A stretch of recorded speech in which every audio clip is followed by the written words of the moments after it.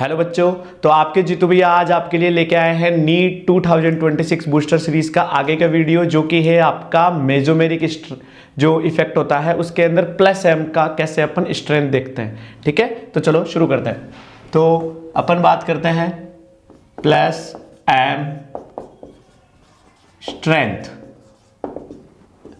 Mesomeric effect दो तरह का होता है, एक तो प्लस एम, एक होता है माइनस एम। तो प्लस मेसोमेरिक इफेक्ट अपन देख रहे हैं, जो कि आपका बताता है कि आपके पास या तो लोन पेयर होना चाहिए और नेगेटिव चार्ज होना चाहिए। ठीक है, और वो किस में जाना चाहिए? In resonance. आपका रेजोनेंस के अंदर या तो लोन पेयर हो या नेगेटिव चार्ज हो, किस में जा रहा हो? रेजोनेंस के अंदर जा रहा हो, उसको अपन प्लस एम के लिए देखेंगे। ठीक है, तो कैसे इसको देखते हैं? पहले कौन कौन से होते हैं जो प्लस एम वाले होते हैं? तो सर या तो किसी के पास लोन पेयर हो या फिर क्या हो, नेगेटिव चार्ज, वो आपका प्लस एम वाला होगा। ध्यान रखना, या तो किसी के ऊपर लोन पेयर हो या फिर किसी के ऊपर क्या हो, नेगेटिव चार्ज। जैसे नाइट्रोजन वाले अगर मैं लूं, जैसे NH2 इसके पास लोन पेयर है, या फिर NR2 इसके पास भी लोन पेयर है, या फिर NHC डबल बॉन्ड OR इधर भी इसके पास लोन पेयर है। सर ये इधर ये क्या लाइन खींची है आपने? ये इधर रेजोनेंस में, कॉन्जुगेशन में। ठीक है, और अगर मैं लूं तो PR2 इसके पास भी लोन पेयर है, OH OR2 OC double bond OR। देखो इनके पास भी दो दो लोन पेयर है, लेकिन एक टाइम पर सिर्फ एक ही लोन पेयर रेजोनेंस में जाता है। ठीक है, अगला अगर बात की जाए SH या फिर SR, ये भी ले सकते हो। Fluorine, chlorine, bromine and iodine, इन सबके पास तीन तीन लोन पेयर है। उसके अलावा जिसके ऊपर नेगेटिव चार्ज है, जैसे CH2 के ऊपर माइनस, NH के ऊपर माइनस, O के ऊपर माइनस, ऐसे वाले जिनके ऊपर नेगेटिव चार्ज हो। ठीक है, तो या तो लोन पेयर वाले या फिर नेगेटिव चार्ज वाले आपके कौन से इफेक्ट को शो करते हैं? प्लस एम वाले। अगर वो रेजोनेंस के अंदर हो तो वो आपके प्लस एम इफेक्ट को शो करेंगे। अब इनमें से आपको पूछ लिया जाए कि ये प्लस एम ज्यादा बढ़िया है या इसका प्लस एम ज्यादा बढ़िया है, इसका ज्यादा बढ़िया है या इसका ज्यादा बढ़िया है, वो कैसे देखते हैं? उसके लिए कुछ स्टेप्स हैं। तो अपन बात करते हैं इसके स्टेप्स की।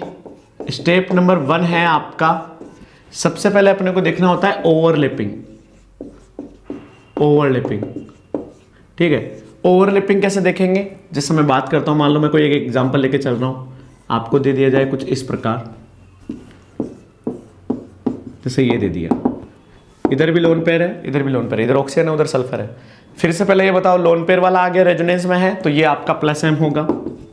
लोन पेयर आ गया सिंगल बॉन्ड डबल बॉन्ड, ये भी रेजोनेंस में है, फिर से लोन पेयर ही है तो प्लस एम। दोनों ही डोनेट करने वाले, लेकिन दोनों में से पूछा जाए कि दोनों में से बढ़िया कौन सा है, तो कैसे देखेंगे कि अगर आपके पास ये वाला जो ऑक्सीजन है इसका 2p ऑर्बिटल है, और ये वाले कार्बन का भी कौन सा आ रहा है? 2p। इस वाले कार्बन का कौन सा आ रहा है? 2p। और इस सल्फर कौन से का आता है? 3p का। यहां पर 2p ओवरलैपिंग है, यहां पर 2p 3p ओवरलैपिंग है। ओवरलैपिंग कैसे देखेंगे? जितनी n की वैल्यू कम रहेगी, यहां देखो 2 है, यहां 2 है, n की वैल्यू जितनी कम रहेगी वो उतनी बढ़िया ओवरलैपिंग होगी। ठीक है, तो ये जल्दी से होना चाहेगा ये वाला रेजोनेंस। तो अपने क्या कहेंगे यहाँ पे कि 2p बढ़िया होगा किससे? 2p 3p से,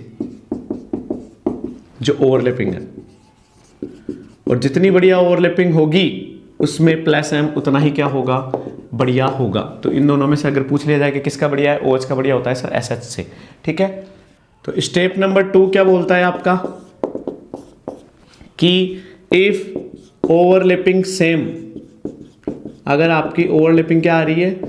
सेम आ रही है, तो अपन देखेंगे इलेक्ट्रॉन नेगेटिविटी। जिसकी जितनी ज्यादा इलेक्ट्रॉन नेगेटिविटी होगी वो अपने लोन पेयर को या नेगेटिव चार्ज को, लोन पेयर और नेगेटिव चार्ज डोनेशन टेंडेंसी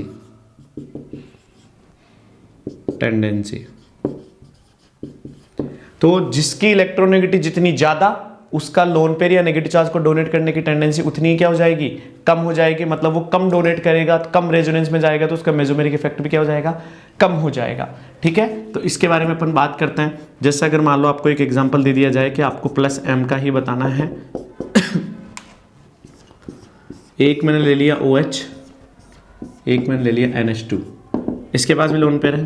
पहले देखेंगे अपन स्टेप्स के हिसाब से चलेंगे। तो पहला ओवरलैपिंग, यहाँ पर 2p आ रहा है, यहाँ पर भी क्या आ रहा है? 2p। तो ओवरलैपिंग तो हमारी क्या आ गई? सेम। अब अपन देखेंगे, हमें पता है कि जो इलेक्ट्रॉन नेगेटिविटी होती है वो ऑक्सीजन की ज़्यादा होती है किससे? नाइट्रोजन से। ऑक्सीजन की ज़्यादा होती है किससे? नाइट्रोजन से।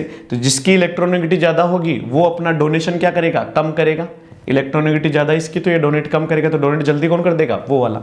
इसीलिए प्लस एम किसका बढ़िया होगा? NH2 का बढ़िया होगा OH के कंपेरेटिव में। ठीक है, फिर अपन बात करते हैं स्टेप नंबर 3 के लिए।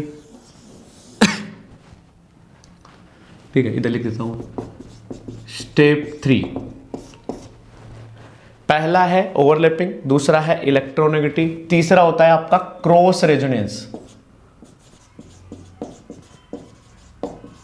क्रॉस रेजोनेंस, अगर क्रॉस रेजोनेंस के बारे में बात की जाए वो कब लगाओगे? जब आपकी ओवरलैपिंग भी सेम आ जाए, आपकी इलेक्ट्रोनेगेटिव भी सेम आ जाए, तब अपन बात करेंगे क्रॉस रेजोनेंस के बारे में, जो कि स्टेप नंबर 3 है। इसमें जैसे कोई एक एग्जांपल ले लिया जाए कि आपको ऐसा दे दिया जाए, एक दे दिया OH O C double bond O CH3, इधर भी लोन पेयर है, इधर भी लोन पेयर है। सबसे पहले स्टेप नंबर 1 ओवरलैपिंग, यहाँ 2p2p है, यहाँ भी ओवरलैपिंग क्या आ रही है? 2p2p आ रही है। इलेक्ट्रोनेगेटिविटी दोनों जगह ही क्या है? ऑक्सीजन। इलेक्ट्रोनेगेटिविटी दोनों जगह ही क्या आ गई? सेम आ गई। जब इलेक्ट्रोनेगेटिविटी सेम आ जाए, ओवरलैपिंग के बारे में बात कर ली जाए, तो अब अपन क्या देखेंगे? डायरेक्टली अपने को देखना है कि यहाँ पर जो ये लोन पेयर है ये 100% डोनेट हो रहा है, सिर्फ यही जा रहा है रेजोनेंस में, lone pair single bond double bond.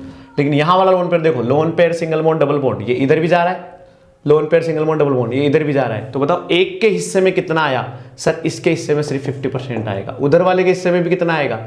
Sir सिर्फ 50% आएगा। तो ये क्रॉस रेजोनेंस कहलाता है। इसका लोन पेयर इधर भी जा रहा है, उधर भी जा रहा है। कुछ लोग बोलते हैं सर 2 लोन पेयर है, एक इधर भेज दो एक उधर भेज दो, ऐसा नहीं होता।